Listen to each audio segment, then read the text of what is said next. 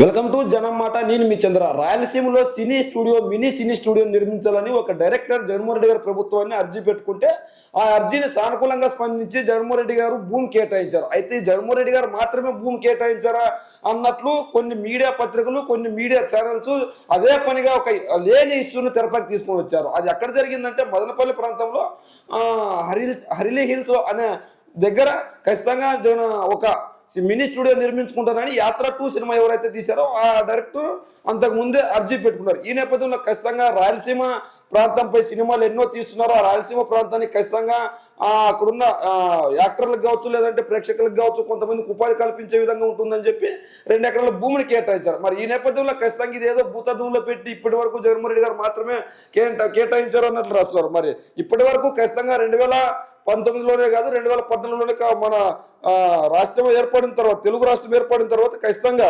మొట్టమొదటిగా మర్రి చెన్నారెడ్డి గారు అన్నపూర్ణ స్టూడియోకి ఎంత భూమి కేటాయించారు. మరి ఆ రోజు అన్నపూర్ణ స్టూడియోకి భూమి కేటాయిస్తుంటే ఎందుకు హైదరాబాద్లో భూమి కేటాయిస్తున్నారని ఆ రోజు ఎవరు ఎందుకు అడగట్లేదు? మరి ఎందుకు అడగలేదు? ఖచ్చితంగా ఒక సామాజిక వర్గానికి వాళ్ళకి మాత్రమే సినిమాలు తీసే హక్కు ఉంది, మిగిలిన సామాజిక వర్గాలకు లేదని అర్థం దానికి. అదేవిధంగా ఆనంద్ సినీ సర్వీస్ వరకు భూమి కేటాయించలేదా? మరి వాళ్ళు ఎలా భూమి తీసుకున్నారు? వాళ్ళకి ఎలా భూమి సినీ డెవలప్మెంట్ కోసం తీసుకున్నారు? వైజాగ్లో రుషికొండ దగ్గర సినీ డెవలప్మెంట్ కోసం భూమి కేటాయించలేదా? గత ప్రభుత్వంలో కావచ్చు, అంతకుముందు ప్రభుత్వాల్లో కావచ్చు.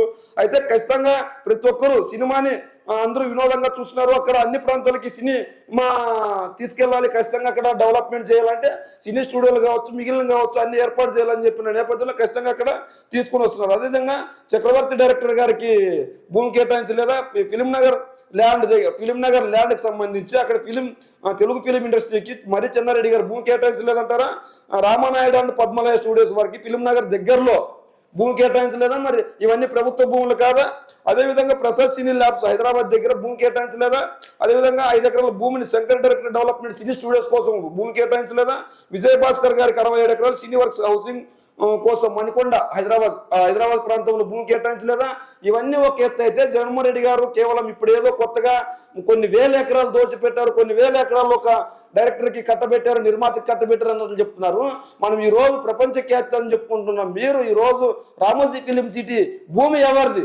రామోజీ ఫిలిం సిటీలో కట్టిన కట్టడాలు ఎవరివి? రామోజీ ఫిలిం సిటీలో వస్తున్న డబ్బులు ఎవరు ఖజానాకి వెళ్తుంది? రామోజీ ఫిలిం సిటీ ఎవరి దారతద్దం? రామోజీ ఫిలిం సిటీలో ఉన్న భూమి ఎవరిది? ప్రభుత్వానిది కదా, గవర్నమెంట్ది కదా, ప్రజలది కదా.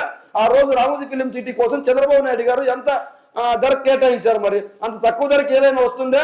అందుకు 100 రెట్లకే, దానికి 100 రెట్లు చెల్లించడానికి రెడీగా ఉన్నారు. మరి ఇప్పుడు ప్రస్తుతం ఉన్న ప్రభుత్వాలు కావచ్చు, ఆ రోజు చంద్రబాబు నాయుడు గారు కావచ్చు, మిగిలిన వాళ్ళకి ఎందుకు కేటాయించలేదు?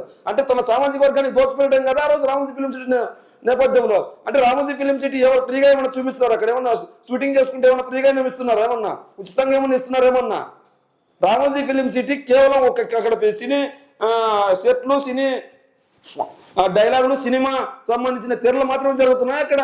మరి ఈటీవీ ఈనాడు అక్కడ ఉన్న హోటల్స్ ఎవరివి? అక్కడ ఏమన్నా ఫ్రీగా చూపిస్తున్నారా? ఈనాడు ఈటీవీ పత్రిక ఛానల్స్ అక్కడ నడవడం లేదా? అవి ప్రభుత్వ భూములు కదా? మరి అతి తక్కువ ధరకు ఆ రోజు ఎలా కేటాయించారు? ఈ రోజు రాయలసీమ ప్రాంతం వాసులపై సినిమాలు తీస్తారు, సినిమాల్లో విలన్గా చూపిస్తారు రాయలసీమ ప్రాంత వాసులు. అదే రాయలసీమలో ఒక డైరెక్టర్ నేను మినీ స్టూడియో నిర్మించుకుంటే నాకు స్థలం కేటాయించండి నాయన బాబు అంటే, ఇప్పుడు ప్రస్తుతం ఉన్న ప్రభుత్వం సానుకూలంగా స్పందించి అక్కడ భూమి కేటాయించి ఎంకరేజ్మెంట్ చేస్తుంటే, రాయలసీమ ప్రాంతాన్ని డెవలప్మెంట్ చేయాలని చెప్పేసి ఎంకరేజ్మెంట్ చేస్తుంటే దాన్ని ఏదో పెద్ద భూతద్దంలో పెట్టి చూపిస్తున్నారు. మరి ఈ రోజు రామోజీ ఫిలిం సిటీలో ఉన్న 1000 ఎకరాలు ఎవరివి? రామోజీరావు గారు ఏమన్నా అక్కడ కష్టపడి సంపాదించారు? రామోజీరావు గారు ఏమన్నా ముత్తాతలు తెలంగాణ ప్రాంతమా? తెలంగాణలో ఏమన్నా భూములు ఉన్నాయి వాళ్ళకి? అవి ప్రభుత్వ భూములు కదా రామోజీ ఫిలిం సిటీ అనుభవిస్తున్న భూములన్నీ. మరి ఆ రోజు ఉన్న ప్రభుత్వం ఆ రోజు రామోజీరావు గారికి ఎంత కేటాయించింది అంటే ఖచ్చితంగా డెవలప్మెంట్ అంతా ఒకే ప్రాంతానికి కట్టబెట్టారు. డెవలప్మెంట్ అంతా అక్కడే ఉండాలి, సినిమాకి సంబంధించిన ఏదైనా అక్కడే ఉండాలి, ఇక్కడికి రాకూడదు, రాయలసీమ ప్రాంత వాసులు అసలే డెవలప్మెంట్ చెందకూడదు అని వీళ్ళు కక్ష కట్టారంటే అవును అనిపిస్తుంది. ఎందుకంటే 2014 ఎన్నికల్లో కావచ్చు, 2019 ఎన్నికల్లో కావచ్చు, వాళ్ళకి మద్దతు ఇచ్చే ఒక పార్టీ గోడ పరజాన్ని చెవిచూసింది. అక్కడ మళ్ళీ ఎన్నికలు జరిగినా ఖచ్చితంగా అక్కడ మెజార్టీ ఇదే పార్టీకి వస్తుంది, ఇదే ప్రభుత్వానికి వస్తుంది. అలాంటి నేపథ్యంలో అక్కడ డెవలప్మెంట్ జరిగితే వాళ్ళకి వచ్చే నష్టాలు వాళ్ళకి తెలుసు. అక్కడ హైకోర్టు న్యాయరాజ్యం తీసుకుని వస్తున్నారని వ్యతిరేకిస్తున్నారు వీళ్ళు రాయలసీమ ప్రాంత వాసుల్ని. రాయలసీమకి నీళ్ళు ఇవ్వలేదని ఇన్నాళ్ళు వీళ్ళే రాశారు. ఇదే ఈరోజు తెలంగాణ సభలో కేసీఆర్ గారు నెత్తి నోరు పెట్టుకుంటున్నారు. కేసీఆర్ గారు ఖచ్చితంగా జగన్మోహన్ రెడ్డి గారు చెప్పినట్లు నీళ్ళు వదిలాడు. మన నీళ్ళు కూడా తెలంగాణ నీళ్ళు కూడా రాయలసీమ ప్రజలు తీసుకుంటున్నారని కేసీఆర్ రేవంత్ రెడ్డి గారు చెప్తున్నారు. సాక్షాత్తు పక్క రాష్ట్ర ముఖ్యమంత్రి చెప్తున్నాడు రాయలసీమ జగన్మోహన్ రెడ్డి గారు అన్యాయం చేయలేదు, తన ప్రాంతానికి కావాల్సిన నీళ్ళ కంటే ఎక్కువ తీసుకెళ్లాడు. తుపాకులు పెట్టి తూటాలు పేల్చైనా జగన్మోహన్ రెడ్డి గారు గత ప్రభుత్వంలో తీసుకోవడానికి సిద్ధంగా ఉన్నారు. ఈ ప్రభుత్వంలో రాలేకపోయారన్నారు. ఖచ్చితంగా ఇప్పుడు కూడా మాకు అన్యాయం చేసి చూడండి, ఇప్పుడు కూడా ఖచ్చితంగా తుపాకులే పెడతామో తూటలో పెడతామో ఖచ్చితంగా తీసుకోగలుగుతాం. మేము మీ ప్రభుత్వాన్ని పడగొట్టైనా సరే నీళ్ళు తీసుకునే హక్కు మా చేతన అవుతుంది. ఇప్పుడు ఇదంతా మనం ఎందుకు చెప్పుకుంటున్నాం? రాయలసీమ ప్రాంతం డెవలప్ ఎవరు అడ్డుకుంటున్నారు?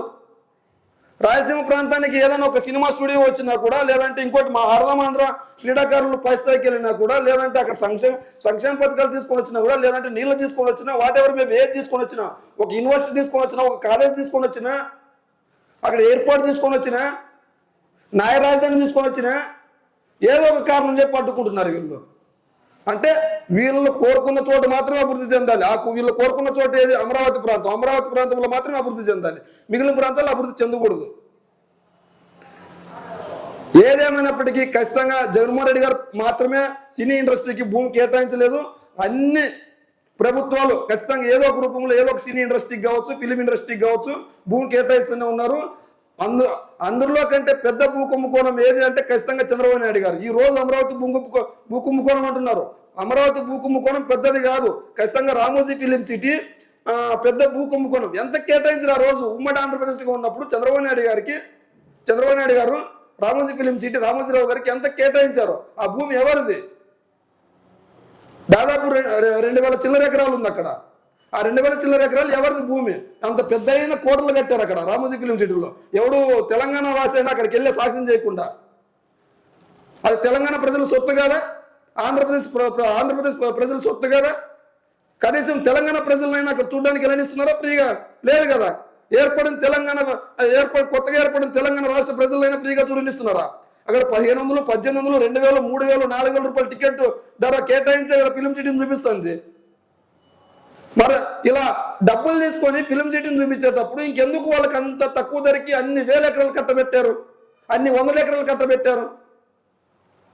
అంటే మీరు కేటాయిస్తేనేమో కరెక్ట్, మిగిలిన వాళ్ళు కేటాయిస్తేనేమో తప్పు.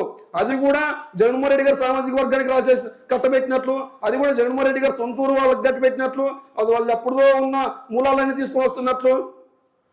ఇక్కడ మహి గారికి ఏమో భూమి కేటాయిస్తేనేమో తన సొంత సామాజిక వర్గానికి తన సొంత మనిషికి కేటాయించారని చెప్తున్నారు. షర్మిలా గారు బయటకు పోతే సొంత చెల్లినే బయటకు నెట్టేశారంటారు. మరి పదవులు ఒకే కుటుంబంలో పంచుకోవడానికి ఇష్టం లేక జగన్మోహన్ రెడ్డి గారు మొదలు వెళ్ళిపోయిందని రాయొచ్చు కదా. మరి ఇదే నేపథ్యంలో మరి అలా ఎందుకు రాయలేకపోతున్నారు? మరి అంటే ఏదేమైనప్పటికీ ఖచ్చితంగా వీళ్ళు కుటిల బుద్ధితో వార్తలు రాస్తున్నారని ప్రజలకు అర్థమవుతుంది. ఖచ్చితంగా రాయలసీమ ప్రాంతం డెవలప్మెంట్ కావాలా వద్దా అనేది ప్రజలు నిర్ణయిస్తారు. వచ్చే ఎన్నికల్లో ఖచ్చితంగా తగిన బుద్ధి చెప్తారు. ఏదేమైనప్పటికీ అక్కడ ఏదైతే ప్రభుత్వం కేటాయించిందో సినీ డెవలప్మెంట్ కోసం ఆ భూమి కేటాయించడం తప్ప రైటా మీ కామెంట్ రూపంలో తెలియజేయండి.